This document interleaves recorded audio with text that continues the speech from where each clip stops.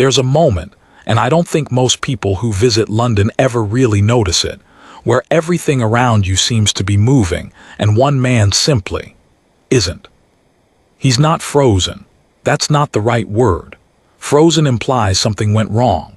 What he is fixed, like a nail driven so deep into the earth that nothing short of a geological event would pull him out. His eyes are open, his chest rises and falls, and somewhere beneath that enormous black bearskin hat is a human being, but you wouldn't know it from standing 10 feet away. I know it now, I didn't know it then. This is about the day I watched a child almost change everything. London, October. Not the pretty kind of October you see in postcards. The real kind.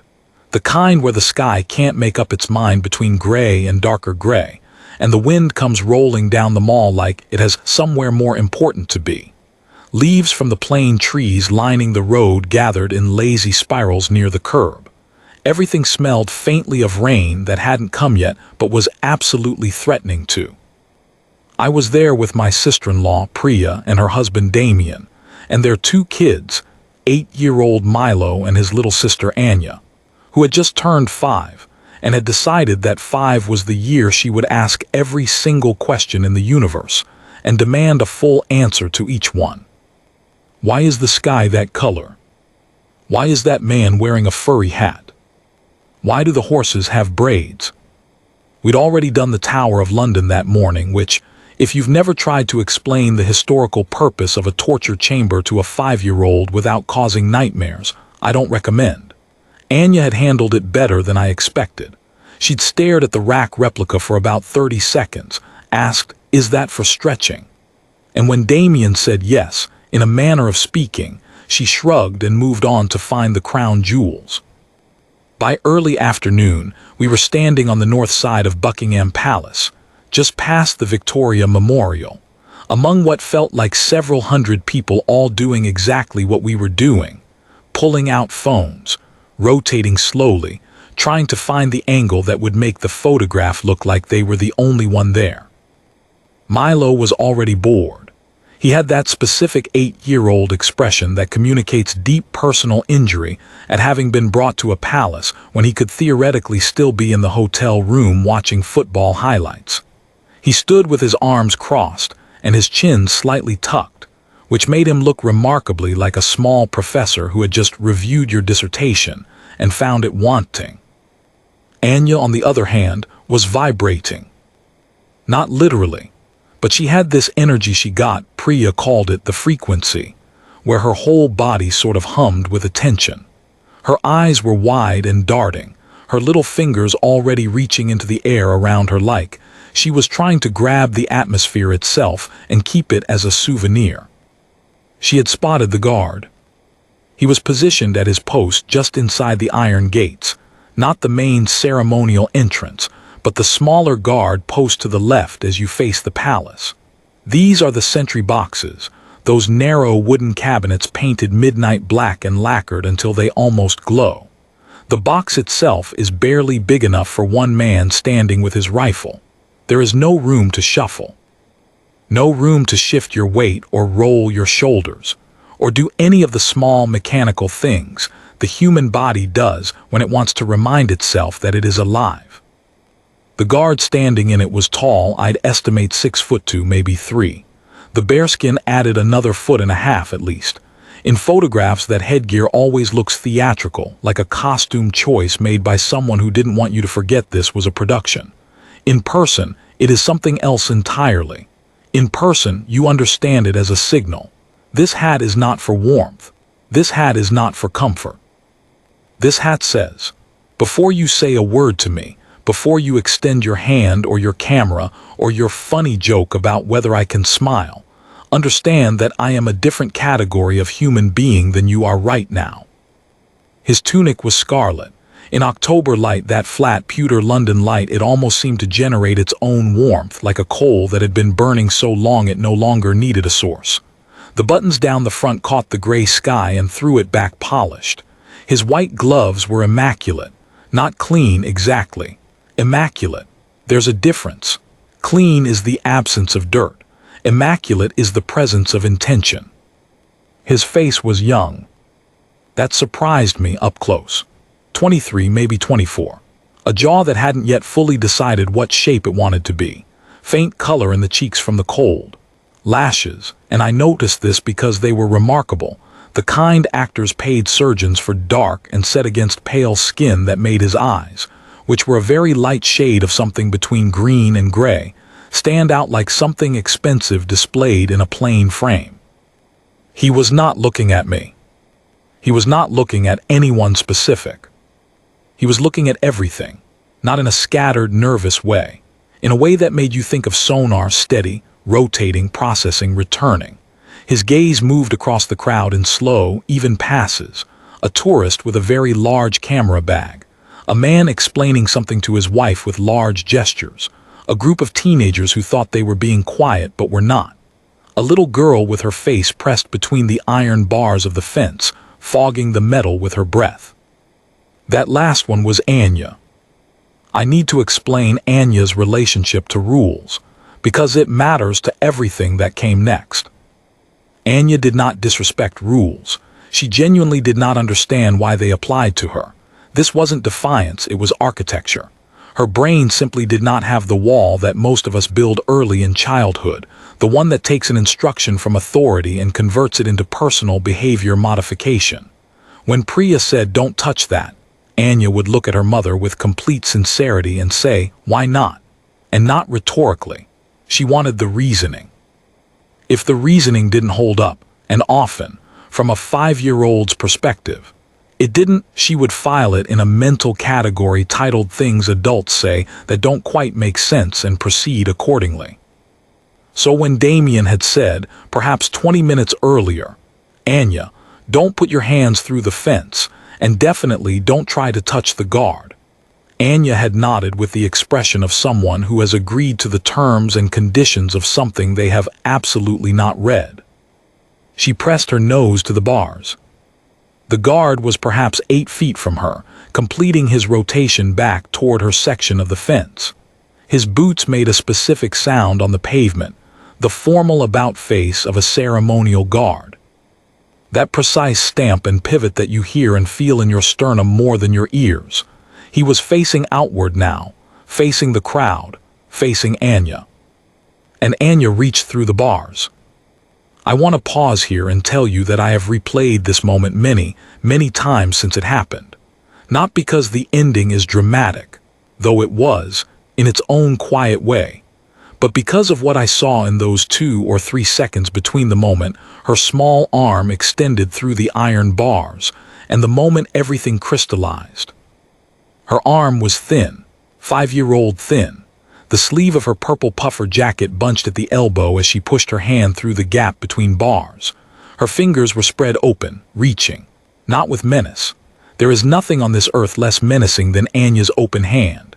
There was a smear of chocolate on her wrist from the Kit Kat she'd had on the underground. Her nails had little star stickers on them, blue and gold, that Priya had let her put on the night before at the hotel. She was just reaching. The way children reach for everything that interests them. The way they reach for fire, for sharp edges, for the faces of strangers, not from recklessness, but from a profound and complete belief that the world is safe and available and meant to be touched. But the guard didn't know any of that. All he knew in that quarter-second of processing was that something had come through the fence.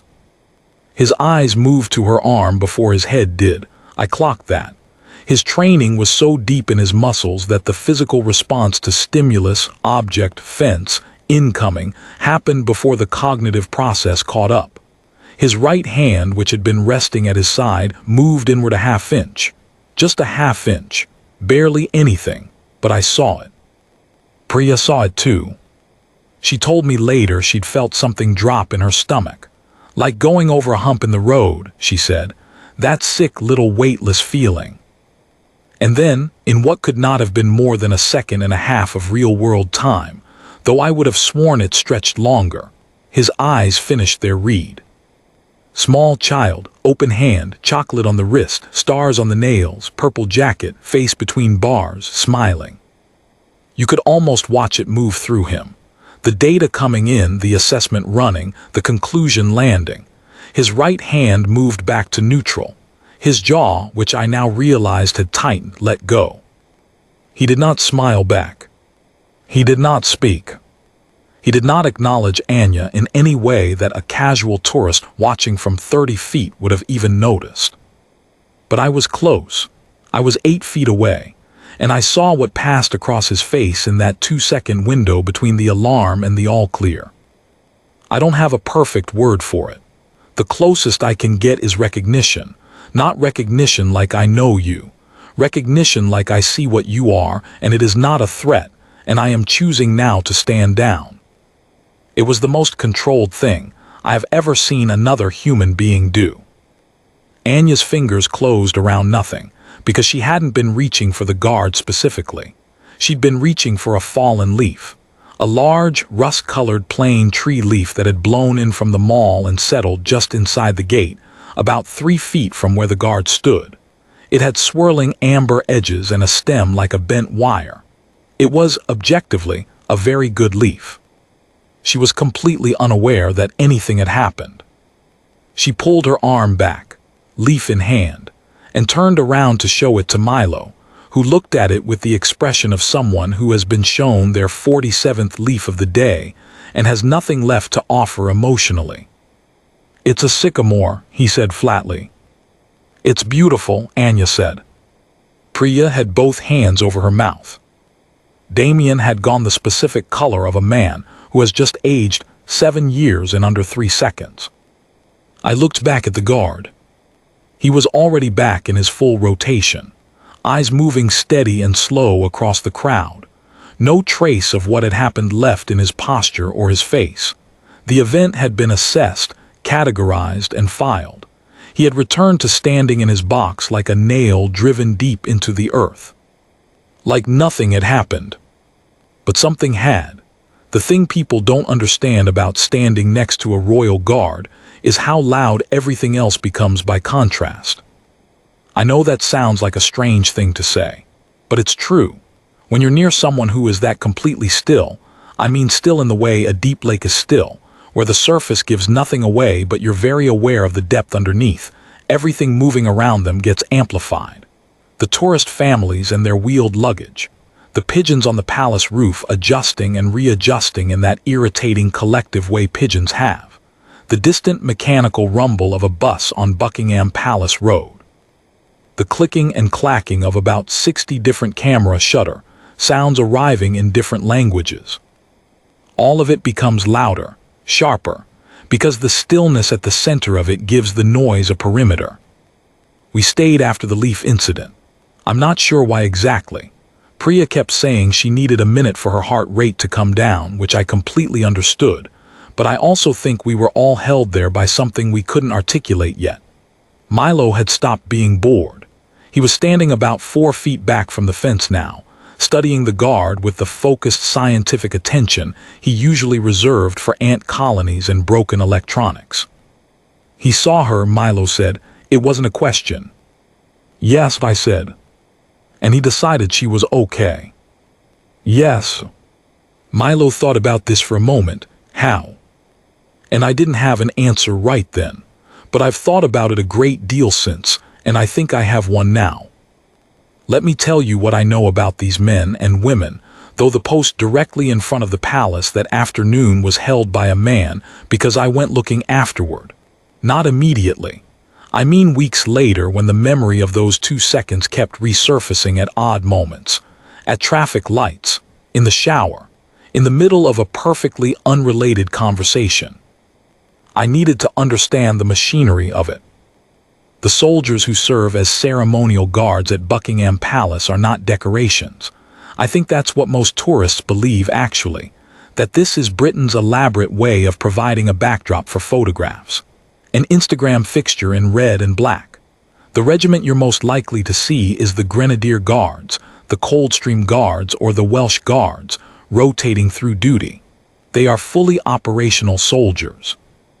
Before any of them stands in front of those gates, they have trained in the same way as any armed infantryman in the British Army. They have carried weapons in real conditions. Some have carried them in situations where the outcome was not ceremonial at all. The ceremonial posting is an addition to that, not a replacement for it. Which means the man I was looking at through the bars had, somewhere behind his formal stillness, a complete and functional threat assessment system running at all times, not because he was paranoid, because he was trained. There is a meaningful difference between those two things that I think gets lost in the way we talk about security. Paranoia looks for threats everywhere. Training looks for threats accurately. Here is what I believe happened in those 1.5 seconds when Anya pushed her small arm through the fence. The guard's visual system flagged an anomaly. Something came through the perimeter. That's the trigger. Not panic, just information. His training didn't send a current of alarm through him so much as it switched a very specific kind of attention on. Call it narrow focus. The way a camera auto-focuses when you half-press the shutter, everything else softens and the target sharpens. The target in this case was a small arm in a purple sleeve. He ran what I can only call a checklist, though that makes it sound slower and more deliberate than it was. In reality, I believe these assessments, after years of drilling, become almost pre-verbal. The data just arrives already sorted. Size small, child range. Posture not braced, not driving forward, not weighted with intent. Expression visible through the bars, open mouth, eyes wide with interest, not with aggression. Object in hand, initially nothing, then a leaf retrieved and withdrawn.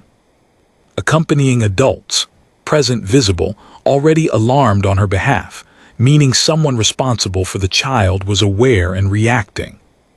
Threat indicators, 0. All clear, stand down, reset. And in the time it takes most people to read a text message, this man had done all of that. What I couldn't stop thinking about, though, was the moment before the all clear. That half-inch of movement in his hand. I've mentioned it, but I want to stay with it a moment because I think it's the most honest part of the whole thing. It was a flinch, not a dramatic one, not a step backward or a raised rifle.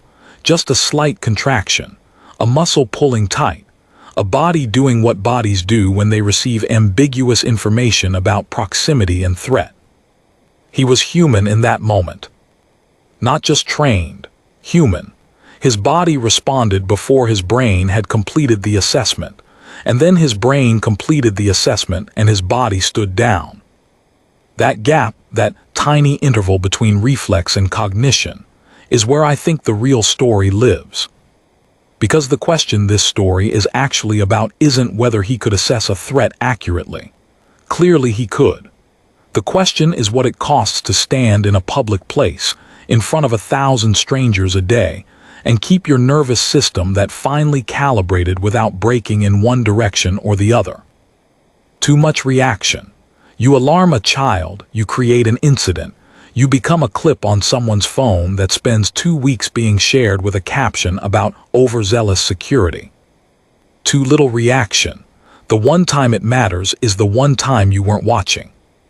The edge between those two outcomes is narrow, and he walks it every single day. I spoke to a man named Gerald. This was about an hour after the incident, if we're even calling it that.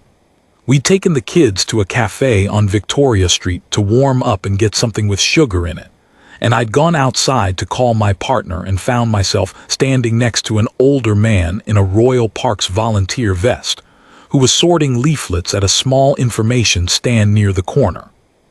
He had the look of a man who had worked outdoors in London for many years, complexion like old harbor wood, eyes that crinkled at the corners even when he wasn't smiling, hands that were always doing something even when there was nothing to do. He was refolding a pamphlet about the state rooms that didn't need refolding. I don't know why I talked to him.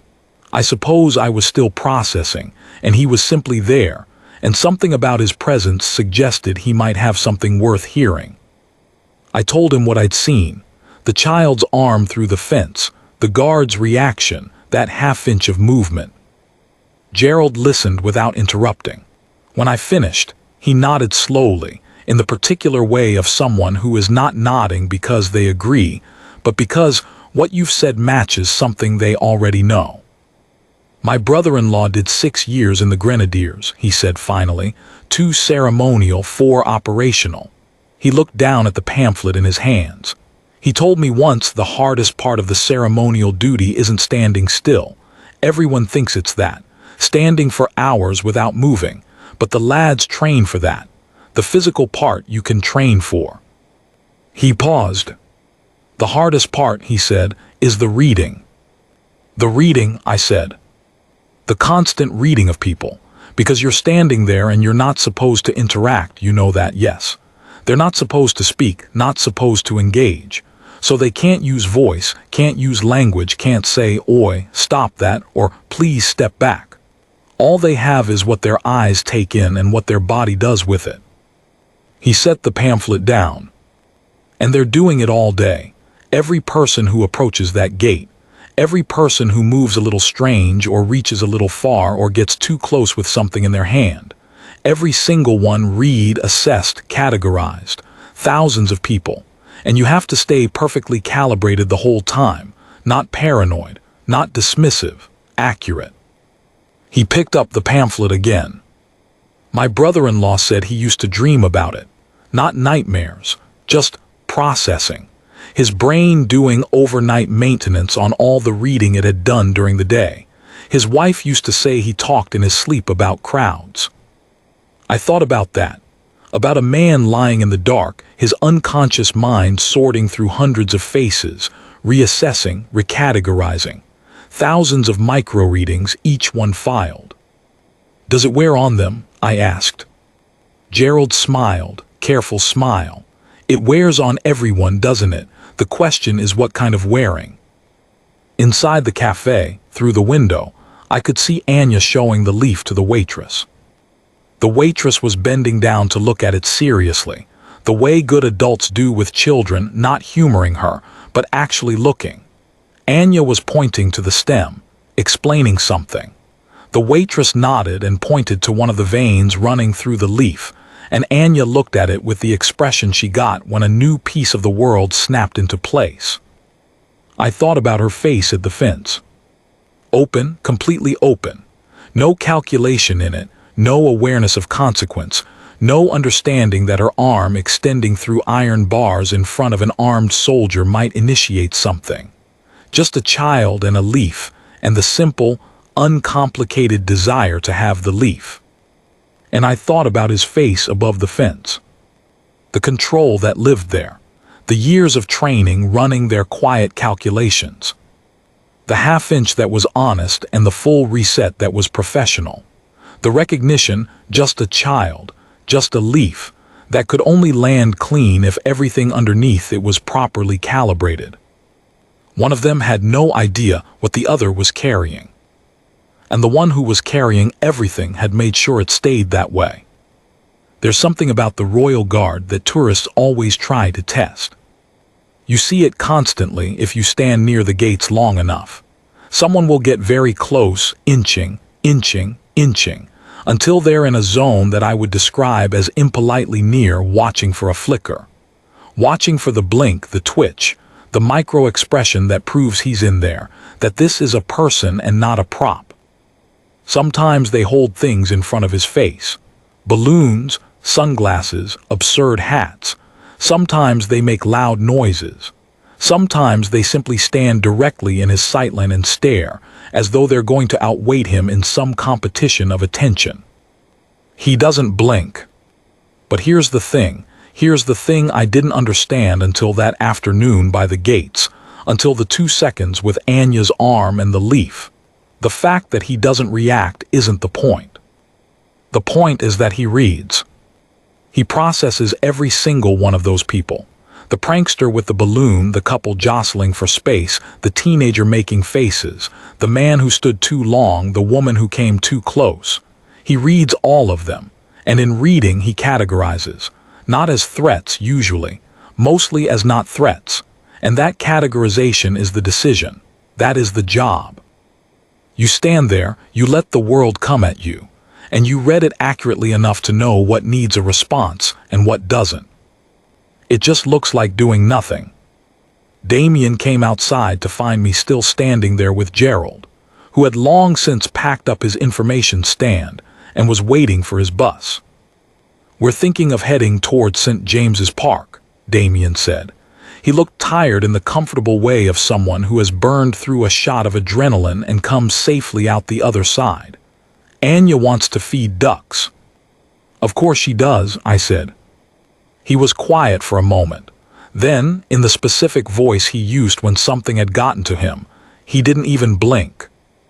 "No," I said. He just looked at her and decided in about a second. "Less." Damien shook his head slowly. "How do you train yourself to do that?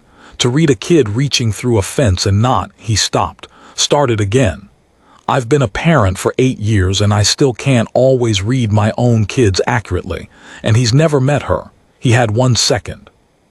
I thought about Gerald's brother-in-law, the overnight maintenance, the dreams about crowds. "I think," I said carefully, "you train until the reading is deeper than the reaction, until the accurate part of you gets ahead of the frightened part." Damien considered this. "That sounds exhausting," he said. "I think it probably is," I said. "I think that's almost certainly the point."